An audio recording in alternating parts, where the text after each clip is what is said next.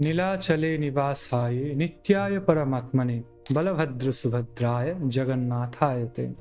শ্রী জগন্নাথ দেব স্বয়ং ইন্দ্রদুম্নকে বলেছিলেন যে আষাঢ় মাসের শুক্লপক্ষের দ্বিতীয়া তিথিতে সুভদ্রাকে, বলভদ্রকে এবং আমাকে রথে করে শ্রীমন্দির থেকে গুন্ডিচা পর্যন্ত পূর্ণ যাত্রা করি, যেটি আজ জগৎবাসী শ্রী জগন্নাথ দেবের রথযাত্রা নামে জানে।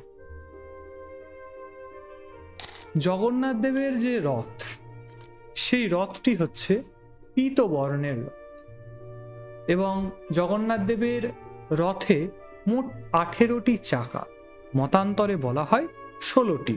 জগন্নাথ দেবের রথের যিনি সারথি, অর্থাৎ জগন্নাথ দেবের রথকে যিনি চালনা করেন, তিনি হচ্ছেন মাতলি। জগন্নাথ দেবের সঙ্গে সঙ্গে রয়েছেন বলভদ্র এবং সুভদ্রা। বলভদ্র দেবের যে রথটি, সেই রথটির নাম হচ্ছে তালধ্বজ রথ। পক্ষান্তরে বলা হয় সেটিকে হলধ্বজ রথও বলা হয়। এবং জগন্নাথ দেবের যে রথ, সেটিকে চক্রধ্বজ এবং গরুর ধ্বজও বলা হয়, কারণ জগন্নাথ দেবের যে রথ, সেই রথে চক্রের এবং গরুরের চিহ্ন থাকে। সুভদ্রা দেবীর যে রথ, সেই রথটিকে বলা হয় পদ্মন। আমরা যেমন জানলাম জগন্নাথ দেবের রথটি হচ্ছেন পীত বর্ণের, তেমন বলভদ্র দেবের যে রথ, সেই বলভদ্র দেবের রথটি হচ্ছে নীল বর্ণের এবং সুভদ্রা দেবীর যে রথ, সেটি হচ্ছে কৃষ্ণ বর্ণের।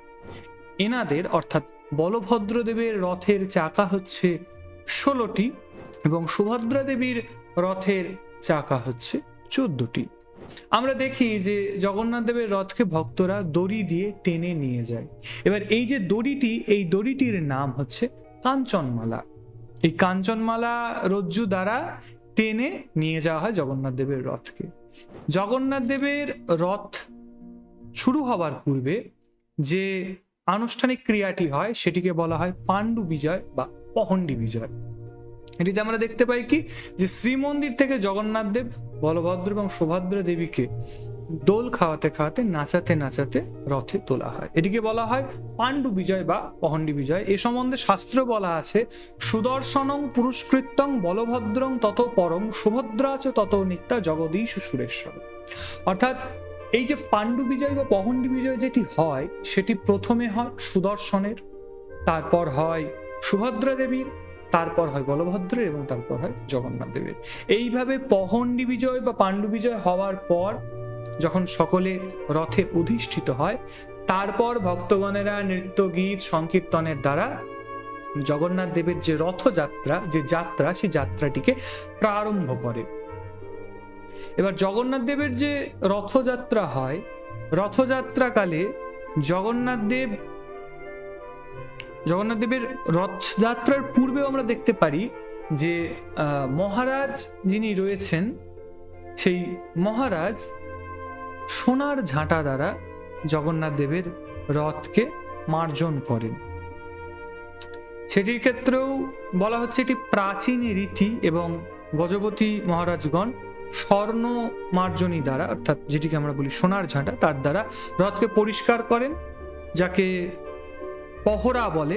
এই যে রীতিটি হয়, যে স্বর্ণ মার্জনী দ্বারা অর্থাৎ সোনার ঝাঁটার দ্বারা রাজা যে ঝাঁট দেন, সেটাকে বলা হচ্ছে পহরা। এরপর হচ্ছে জগন্নাথ দেবের রথযাত্রা শুরু।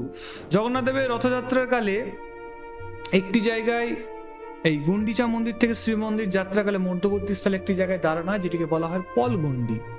পলগন্ডিতে জগন্নাথ দেব এবং ভক্তরা এই কারণেই দাঁড়ায়, কারণ এই প্রবল রোদ এবং গরমের কারণে সকলেই ক্লান্ত হয়ে পড়ে, তাই জগন্নাথ দেব ভক্তগণদেরকে সঙ্গে করে এই স্থানটিতে দাঁড়ান এবং এখানে জগন্নাথ দেবকে পঞ্চামৃত ভোগ নিবেদন করা হয়, সুশীতল জল দ্বারা অভিষেক করা হয়। কিন্তু কিভাবে? জগন্নাথ দেবের মাথায় জল ঢালা হচ্ছে না, একটি দর্পণ নেওয়া হয়, সেই দর্পণে জগন্নাথ দেবের প্রতিচ্ছবি পড়ে এবং তাতে জগন্নাথ দেব, বলভদ্র, সুভদ্রা দেবীর অভিষেক করা হয়।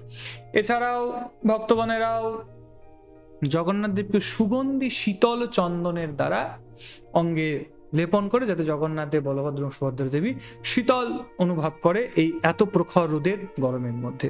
এবং চামর, সুশীতল তাল পত্র এইসব দিয়ে ব্যজন করা হয়, বাতাস করা হয়, এবং ধীরে ধীরে তারপরে জগন্নাথ দেবের রথ এগোতে থাকে।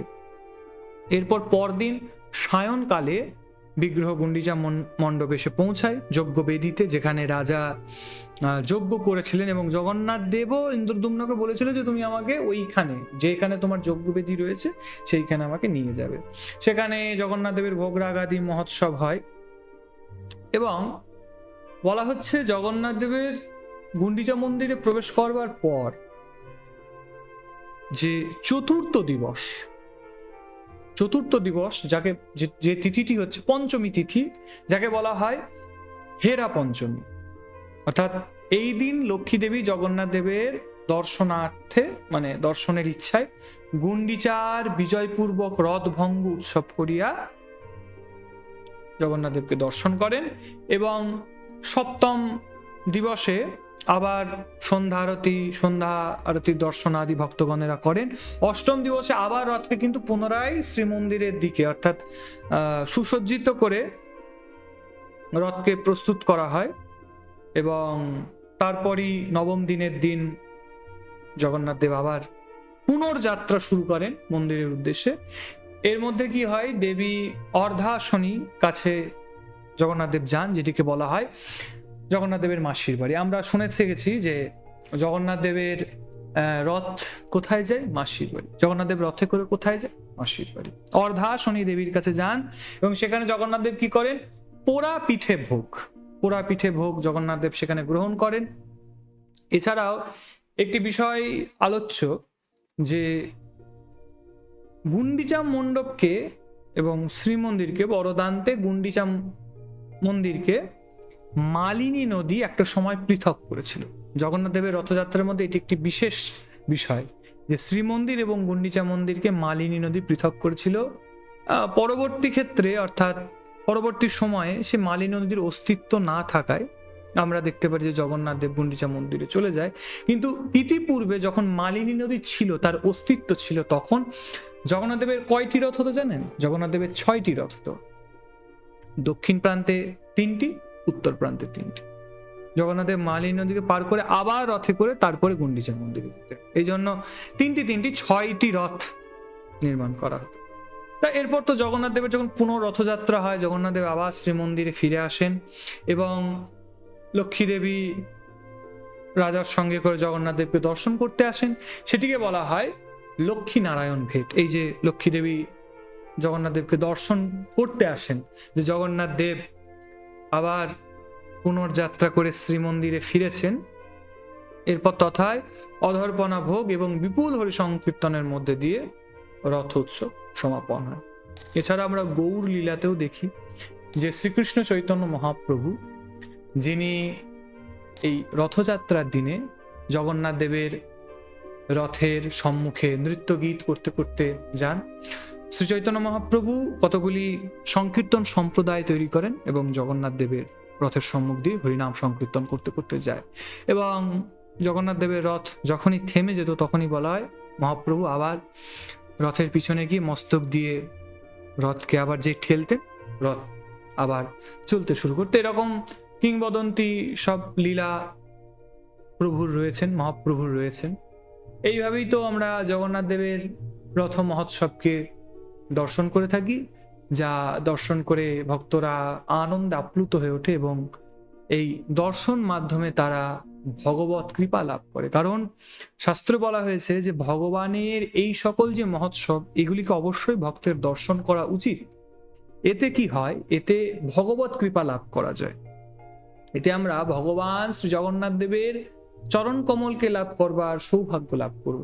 তাই অবশ্যই আমাদের জগন্নাথ দেবের এই রথযাত্রা মহোৎসব পালন করা উচিত, দর্শন করা উচিত, যে জগন্নাথ দেব শ্রীমন্দির। এবং দেখুন, এই দিনই জগন্নাথ দেব কিন্তু সকল ভক্তকে দর্শন দিতে আসেন। মন্দিরে থাকাকালীন কিন্তু অন্য সম্প্রদায় বা অন্য ধর্মাবলম্বী মানুষেরা কিন্তু জগন্নাথ দেবকে দর্শন করতে পারেন না। কিন্তু এই রথযাত্রার দিন এটি একটি বিশেষ দিন, যেদিন জগন্নাথ দেব আর কোনো বিচার রাখে না, যেদিন জগন্নাথ দেব সব ভক্তদেরকে দেখবেন বলে রথে করে শ্রীমন্দির থেকে বাইরে বেরিয়ে আসেন এবং সব ভক্তদেরকে দর্শন দেন। তা আপনাদের যদি এই ভিডিওটি ভালো লেগে থাকে, তাহলে চ্যানেলটিকে অবশ্যই সাবস্ক্রাইব করবেন, ভিডিওটিকে লাইক করবেন এবং ভিডিওটিকে বেশি করে শেয়ার করুন। কারণ আপনারা যদি ভিডিওটিকে শেয়ার না করেন তাহলে এই সকল তথ্য, এই সকল মধুর ভগবত লীলাগুলো আমরা সকলের মধ্যে প্রচার করতে পারবো না, সকলে এই সকল বিষয় জানতে পারবে না। সেই জন্য ভিডিওটিকে বেশি বেশি করে শেয়ার করুন। এবং আপনারাও যদি বিশেষ কিছু জগন্নাথ দেবের এই রথযাত্রাকালে লীলা সম্বন্ধে জানেন, অবশ্যই কমেন্ট বক্সে জানান। এবং ভিডিওটি কেমন লাগলো তাও আমাদেরকে জানান। আরও কি কি বিষয়ে আমরা আলোচনা করতে পারি আমাদের এই ইউটিউব চ্যানেলে, তাও আপনারা অবশ্যই জানান।